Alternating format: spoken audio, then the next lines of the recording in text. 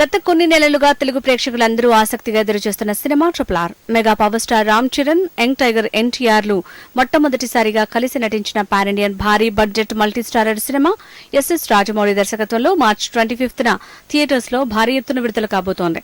అయితే 2D format లో మాత్రమే కాకుండా 3Dలో కూడా ఈ సినిమా విడుదల కాబోతోంది.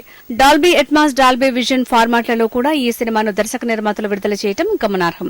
ఆ ఫార్మాట్ లో విడుదలవుతున్న తొలి భారతీయ చిత్రంగా ట్రిపుల్ ఆర్ రికార్డు సృష్టించింది. ఈ నేపథ్యంలో ఓవర్సీస్ లో ప్రేక్షకుల్ని ఈ సినిమాను ఇంకా బాగా ఆస్వాదించడానికి డాల్బీ విజన్ థియేటర్ చూడమని సలహా ఇస్తున్నారు. ఇక మామూలు సౌండ్ సిస్టమ్ ఉన్న థియేటర్లో చూసే కంటే డాల్బీ అట్మాస్ ఉన్న థియేటర్స్ లో చూస్తే సినిమా మరింత మంచి ఎక్స్పీరియన్స్ వస్తుంది.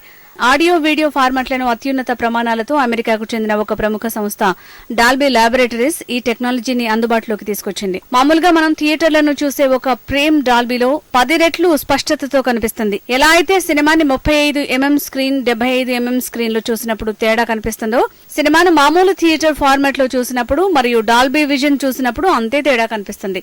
అయితే డాల్బీ విజన్ కలిగిన థియేటర్లు మన దేశంలో ఇంకా అందుబాటులోకి అంతగా రాలేదని చెప్పొచ్చు.